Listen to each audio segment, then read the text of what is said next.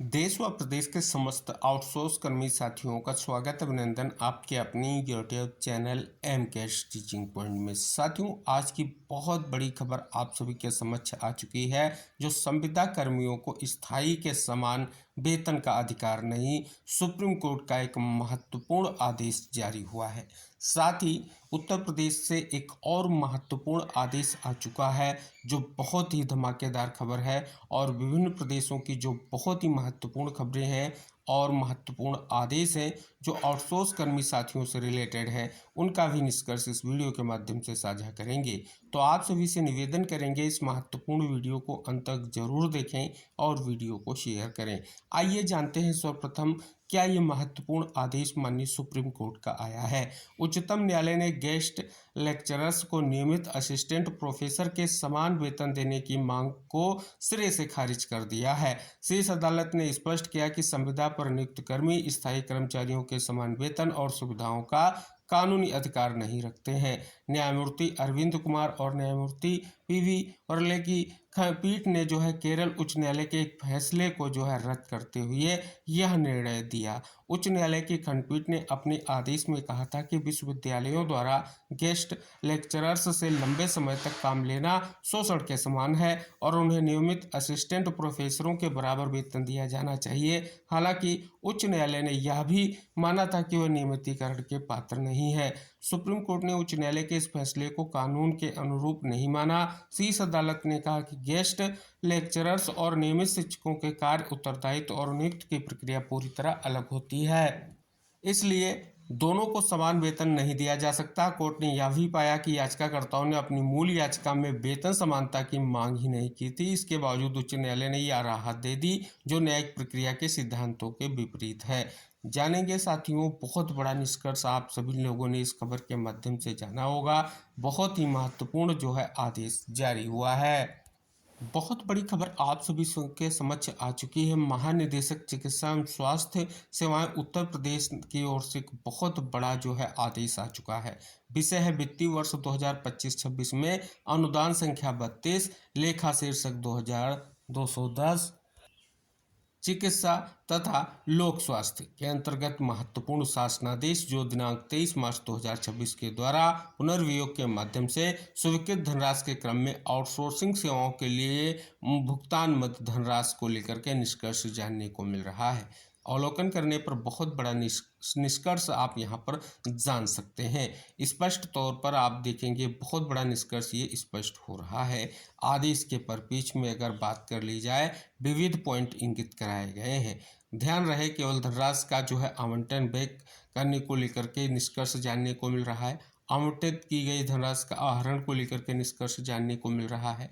धमाकेदार खबर है कि न्यायालयों में चल रहे वह से संबंधित प्रकरणों में अपने स्तर से संपूर्ण परीक्षण करके अनुबंध धनराशि का आहरण सुनिश्चित किया जाए, यह भी निष्कर्ष यहाँ पर जानने को मिल रहा है।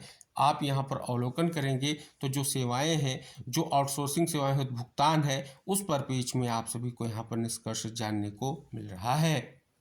एक और बड़ी खबर है वित्त नियंत्रक शिक्षा निदेशालय उत्तर प्रदेश प्रयागराज की ओर से वित्त एवं लेखा अधिकारी कार्यालय जिला विद्यालय निरीक्षक उत्तर प्रदेश के लिए महत्वपूर्ण आदेश आ चुका है। यहाँ पर देखेंगे जो कार्य शिक्षक है राजकीय माध्यमिक विद्यालय के अंतर्गत और साथ ही कर्मचारियों के चिकित्सा व्यय मद हेतु धन आवंटन के संबंध में ये आदेश जारी किया गया है। बड़ी खबर आ चुकी है मध्य प्रदेश से जो आप सभी के समक्ष है कि एरियर नहीं मिला तो प्रदेश भर के आउटसोर्स कर्मचारी करेंगे आंदोलन। जैसा कि निष्कर्ष आपको जानने को मिल रहा है कि विभिन्न विभागों में कार्य करने वाले दैनिक वेतनभोगी आउटसोर्स और श्रमिक कर्मचारियों को 1 साल का एरियर देने के आदेश जारी हुए थे, लेकिन 1 माह बाद भी कई विभागों के कर्मचारियों को इसका लाभ नहीं मिल पाया है। एरियर और वेतन वृद्धि को लेकर के अब कर्मचारी संगठन आंदोलन की रणनीति बना रहे हैं। महत्वपूर्ण आदेश आप सभी के समक्ष आ चुका है। शैक्षिक सत्र 2025-26 में कार्यरत कंप्यूटर इंस्ट्रक्टर की सेवाएं दिनांक 30 अप्रैल 2026 तक लिए जाने के संबंध संदर्भित पत्र निरस्त करने के विषय की आदेश जारी हुआ है।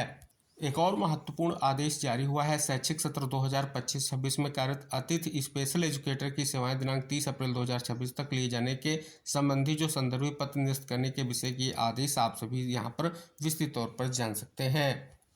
पीएम श्री विद्यालयों के अंतर्गत बहुत बड़ा निष्कर्ष जानने को मिल रहा है कि पीएम श्री योजना अंतर्गत विद्यालयों में सत्र 2025-26 में रखे गए समस्त अतिथि शिक्षक या कर्मचारियों को मार्च 2026 तक रखे जाने के संबंध में ये महत्वपूर्ण आदेश जारी हुआ है।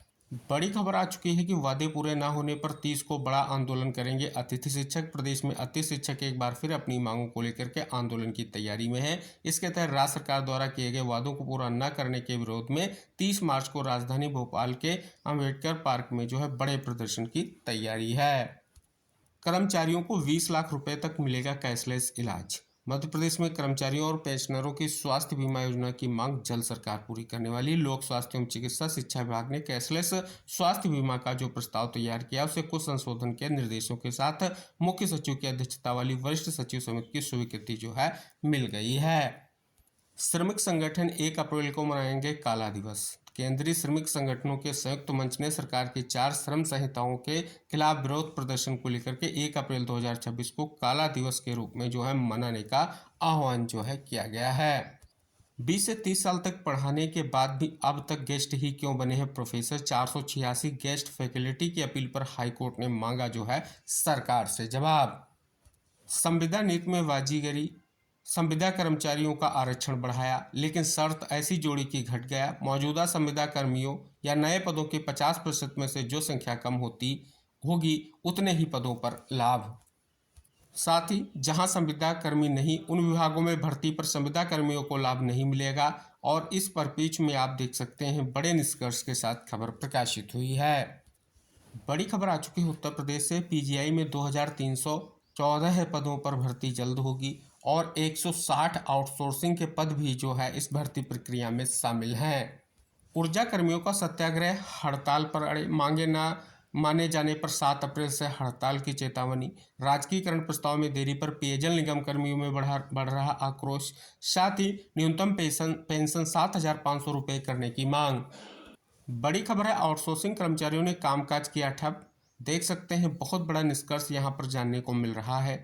इंपॉर्टेंट निष्कर्ष आप सभी लोगों के लिए इस खबर के माध्यम से स्पष्ट हो रहा है। विद्युत कर्मचारी संयुक्त संघर्ष समिति ने पावर कॉर्पोरेशन प्रबंधन पर गंभीर आरोप जो है लगाए हैं। समिति पदाधिकारियों ने कहा कि सैकड़ों संविदा कर्मियों की सेवा से हटाने के बाद अब 1 अप्रैल से बड़े पैमाने पर अभियंताओं और जूनियर इंजीनियरों के निलंबन की तैयारी जो है की जा रही है। गिग वर्करों की सामाजिक सुरक्षा को लेकर के राज्य सख्त। प्रमुख सचिव श्रम एवं सेवा योजना की पहल। गिग वर्करों की वास्तविक संख्या 15 लाख, पंजीकृत केवल 1.49 लाख। पेयजल कर्मियों का 1 को प्रदेश व्यापी धरना। साथ ही सत्याग्रह कर कर्मचारी बोले 7 अप्रैल को बेमियादी हड़ताल। चरणबद्ध आंदोलन के तहत यूपीसीएल मुख्यालयों पर कर्मियों का सत्याग्रह। और ईपीएस 95 के पूर्व कर्मियों ने ईपीएफओ कार्यालय घेरा। अगली बड़ी खबर है, शादीपन विद्यालयों में कार्यरत डाटा एंट्री ऑपरेटर्स की ई उपस्थिति के संबंध में आदेश जारी। अगली खबर, लंबित मांगों पर ठेका कर्मचारियों ने निकाला पैदल मार्च, आंदोलन की चेतावनी। अगली खबर, संविदा प्लेसमेंट समिति की रैली में सरकारी भर्तियों में मेरिट व बोनस लाभ देने की मांग। महत्वपूर्ण आदेश, माननीय मुख्यमंत्री जी की घोषणा। निगम मंडल योजना परियोजनाओं पर संविदा नीति 2023 लागू करने के संबंध में महत्वपूर्ण शासनादेश जारी। अगली महत्वपूर्ण खबर है कि 50,000 होगा संविदा और अतिथि विद्वानों का मानदेय। ये भी एक बहुत बड़ा निष्कर्ष यहाँ पर जानने को मिल रहा है। बहुत बड़ी खबर है कि मेडिकल कॉलेजों में संविदा से भरे जाएंगे 753 पद। बड़ी खबर, वर्टिकल व्यवस्था से निकाले जा रहे हैं संविदा कर्मी और कंप्यूटर ऑपरेटर। जैसा कि यहाँ पर आपने निष्कर्ष जाना, तो ये थी महत्वपूर्ण खबरें और उनका निष्कर्ष। आप सभी से निवेदन है कि वीडियो को शेयर जरूर करें। चैनल पर नए हैं तो चैनल को सब्सक्राइब करें। अगली महत्वपूर्ण जानकारियों के साथ अगले वीडियो में हम फिर उपस्थित होंगे। तब तक के लिए टेक केयर, बाय बाय साथियों।